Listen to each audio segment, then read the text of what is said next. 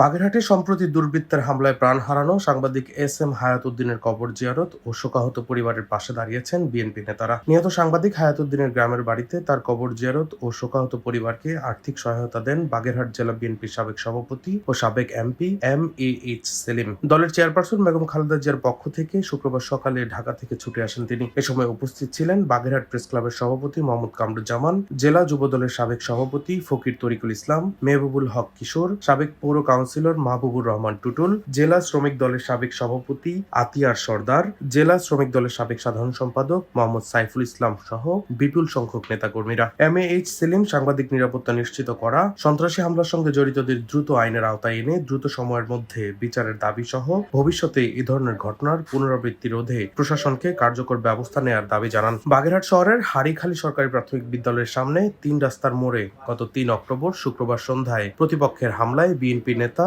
ও দৈনিক ভোরের চেতনা পত্রিকার সাংবাদিক হায়াতুদ্দিনকে নির্মমভাবে কুপিয়ে হত্যা করা হয়। এ সময় এম.এ.এইচ. সেলিম বিএনপির চেয়ারপারসন বেগম খালেদা জিয়ার পক্ষ থেকে ১ লক্ষ টাকা নিহত হায়াতুদ্দিনের পরিবারের হাতে তুলে দেন এবং তার ২ শিশু সন্তানের লেখাপড়ার দায়িত্বভার গ্রহণের প্রতিশ্রুতি প্রদান করেন। তুমি আমাদের সকলের জিন্দেগীর সমস্ত গুনাহ তাদেরকে মাফ করে দাও।